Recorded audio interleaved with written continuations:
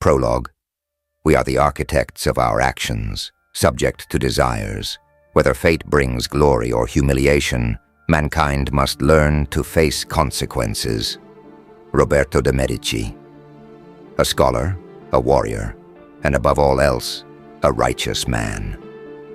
Roberto understood the concept of futility in the eyes of absolute power, authority, and tyranny.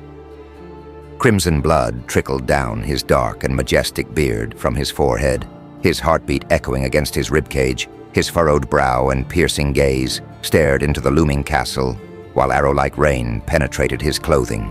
The end, it seemed, his gray tunic soaking under his silver chest plate, clanging against the rain, his leather boots squelching under the muddy soil, the dark clouds roaring, almost as if they themselves were calling for his death.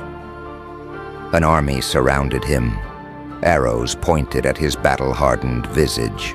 His long jet-black hair covered his broad shoulders like a dark cloak, surrounding the back of his muscular neck. All hope had seemed like it had been lost. However, Roberto knew fate had other plans for him. De Omaros, de Marinos, he muttered to himself, bracing for the arduous battle ahead. He grasped the sword on his waist and charged, full speed ahead. Arrows flying, men screaming, thoughts emptied within the mind of Roberto. The only thing on his mind? Survival. He unsheathed his sword and roared a mighty battle cry.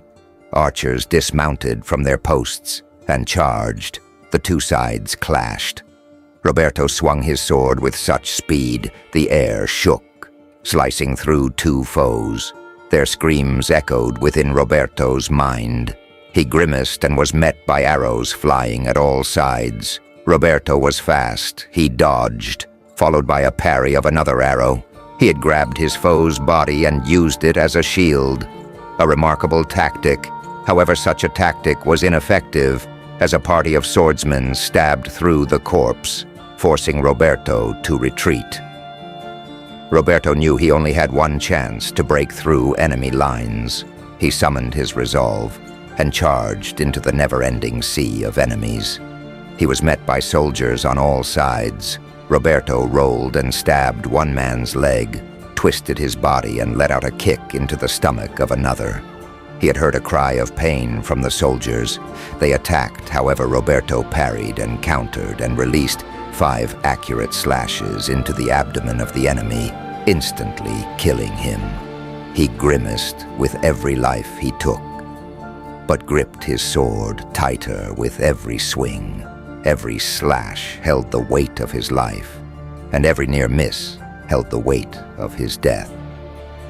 The enemy lines had parted and allowed one man to pass through, tall in stature and large in size, his sword sitting comfortably in his hand, his gray armor shining in the dark atmosphere.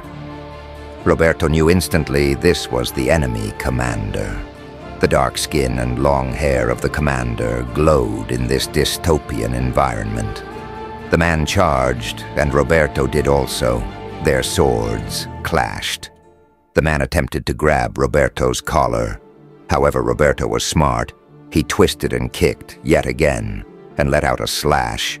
The commander dodged. However, the sword sliced the commander's clothing.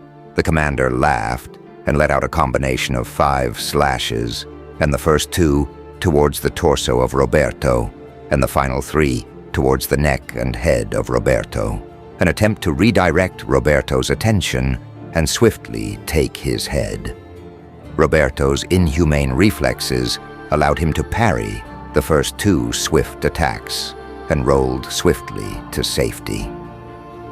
The enemy soldiers watched this battle unfold in awe as these 2 mighty warriors clashed.